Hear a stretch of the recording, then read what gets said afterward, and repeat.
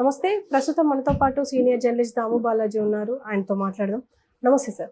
నమస్తే. సార్ ఓటర్ల పైన ఒక ఎమ్మెల్యే దాడి చేశారు అని చెప్పేసి ఒక వార్త వచ్చింది. అంటే ఈ వార్తను ఎలా చూడొచ్చు అంటారు? ఓటర్ల పైన ఒక ఎమ్మెల్యే దాడి. యాక్చువల్గా అది వీడియో చూశాను నేను. ఆ వీడియో లాంగ్లో కొద్దిగా దూరం నుంచి ఉంది. అంతకుముందు ఏం జరిగింది అనేది మనకు తెలియదు. ఆ వీడియోలో కూడా ఇప్పుడు వీడియోలో కనిపించేది మాత్రమే తెలుస్తుంది, కానీ వినిపించలేదు. ఆడ మాటలు వినిపించలేదు. మామూలుగా చెబుతున్నది ఏంటంటే, Annabathuni Shivakumar Tenali MLA, sitting MLA YCP తరఫున అక్కడ ఐతే నగర్ అని ఉంది, ఐతా నగర్. ఆ నగర్ దీంట్లో బూత్లు ఆల్రెడీ క్యూలో ఉన్నారు. ఇతనేమో ఇలా తన అంచెలతో ఇట్లా వెళ్తున్నాడు. ఇక్కడ క్యూలో నిల్చుంటే ఇతను ఇట్లా వెళ్తుంటే ఒక ఓటరు, అతను మరి తెలుగుదేశం ఓటరే అయి ఉండారు. ఎందుకని తెలుగుదేశం కావచ్చు, లేదా జనసేన కావచ్చు, కూటమి ఓటర్ అయ్యిండే ఛాన్స్ ఎక్కువ ఉంది. లేదా నార్మల్గా కూడా ఎవరన్నా క్యూలో, ఇప్పుడు ఆ ప్లేస్లో ఎవరున్నా మనకు కాలుతుంది కదా, క్యూలో రాకుండా నువ్వు బయట ఎందుకు వస్తున్నావు అని. సో అలాగా అడిగుండే ఛాన్స్ ఉంది. సో అతను ఏదో మొత్తానికి ఇతను కొంత బలంగానే ఉన్నాడు మనిషి. అతని మీదకి వెళ్ళినట్టుగానే దగ్గరికి వెళ్ళి ఆపుతున్నాడు. మరి ఏం మాట అన్నాడో తెలీదు. ఏమన్నా అంటే అతను కోపం వచ్చిందా, లేకపోతే ఆపడం వల్లే కోపం వచ్చిందా తెలియదు. ఏదేమైనా శివకుమార్ వచ్చి ఈ ఓటర్ని చంప మీద కొట్టాడు. కొట్టగానే ఇమీడియట్ ఇతను కూడా కొట్టాడు. సో కొట్టగానే వీళ్ళ అనుచరులు అక్కడ 3-4 ఉన్నారు. వాళ్ళు వచ్చి అతన్ని బాగా వెనక నుంచి బాగా గుద్ది నెట్టారు. అక్కడ వరకు కట్ అయిపోయింది వీడియో. తర్వాత లేదు, అంతకుముందు కూడా లేదు. అంటే దీన్ని మనం అంటే ఇతను ఏమన్నా ప్రొవొకేటివ్గా మాట్లాడా లేదా తెలియదు. ఏదేమైనా ప్రొవొకేటివ్గా మాట్లాడున్నా లేకపోతే ఏం చేసినా ఎమ్మెల్యే, సిట్టింగ్ ఎమ్మెల్యేగా ఉండి కొట్టడం మాత్రం ఖచ్చితంగా అది ఖండించాల్సిన విషయం.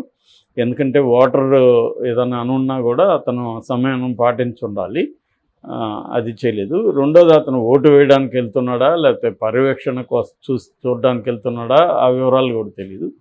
సో అది ఉన్నప్పుడు ఒకవేళ ఉంటే నేను ఇట్లా ఓటు వేయడానికి రాలేదు, పర్యవేక్షణ కోసం వచ్చానన్నా చెప్పాలి. ఒకవేళ ఓటు వేయడానికి వస్తే క్యూలో ఖచ్చితంగా నిలబడాలి.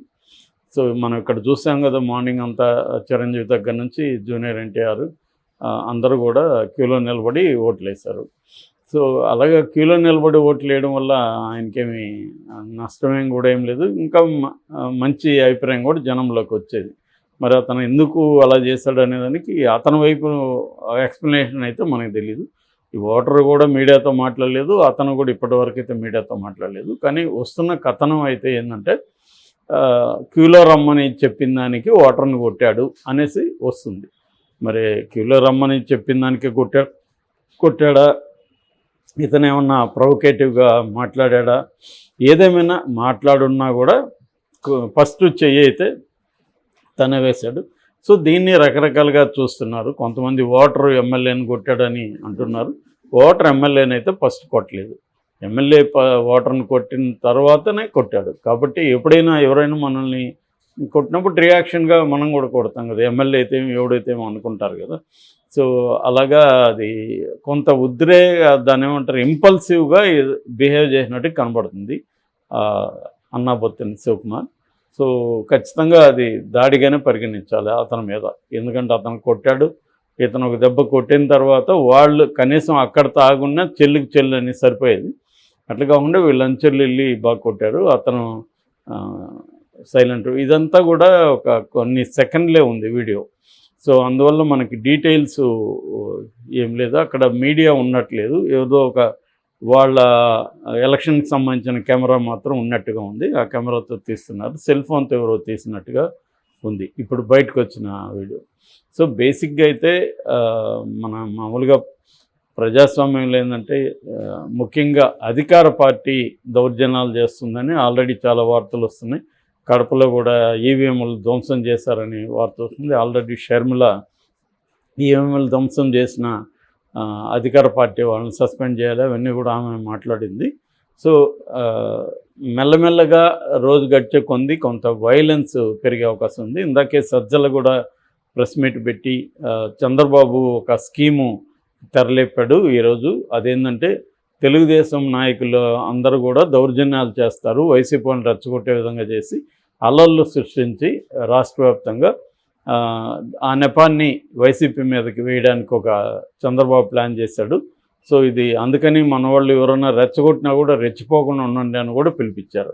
సో ఆ యాంగిల్లో తీసుకున్నప్పుడు ఏమన్నా ఈ అన్నాబొత్తుని ఇతను రెచ్చగొట్టే విధంగా ఏమన్నా మాట్లాడా? ఎందుకంటే ఆ వీడియోలో మాటలు వినబడట్లేదు. ఇది పరస్పరం అయితే నిందించుకుంటున్నారు, ఎవరిని రెచ్చగొడతారు లేకపోతే ఎట్లా వైలెన్స్ పెంచుతారా ఈరోజు అనేది తెలియదు. ఏదేమైనా అంటే యువతలేమో తెలుగుదేశం ఓడిపోతుంది అని వాళ్ళకి తెలిసిపోయింది, అందుకనే వైలెన్స్కి దిగుతున్నారని వైసీపీ వాళ్ళు చెప్తున్నారు, ఈయన సజ్జలు చెప్తున్నాడు. యువతలేమో వైసీపీ ఓడిపోతుందని వాళ్ళకి అర్థమైపోయింది, అందుకనే వైలెన్స్కి దిగుతున్నారని వీళ్ళు చెప్తున్నారు. సో రెండు వైపుల నుంచి ఇదే జరుగుతుంది.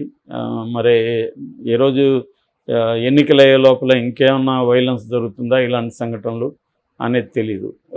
ఓటర్లని ఎలా డిసైడ్ చేస్తాం ఈ పార్టీకి సంబంధించిన వాళ్ళు అని చెప్పి? మనం ఏం చేయలేం. అంటే నేను అనేది ఏంటంటే ఇప్పుడు ఆ ఎమ్మెల్యేని వైసీపీ అతను అయితే అబ్జెక్ట్ చేయడు కదా, అట్లా అంటున్నాం అంతే. వైసీపీ ఎమ్మెల్యేనే కాబట్టి వైసీపీ అతను అయితే ఖచ్చితంగా చేయడు, మనోడే లేదనుకోవచ్చు. లేదా తటస్థులు కూడా ఉండే, అంటే పార్టీకి సంబంధం లేదు, జనరల్గా వాళ్ళకి నచ్చిన వాళ్ళకి ఓటేసే అవకాశం ఉండొచ్చు. ఏదేమైనా వైసీపీకి ఓటేసే ఓటర్ అయితే అతను అబ్జెక్ట్ చేయకపోవచ్చు జనరల్గా అయితే, అంటే కామన్ సెన్స్తో ఆలోచిస్తే. సో మన ఎమ్మెల్యేనే కదా నేను అనుకునే అవకాశం ఉంది.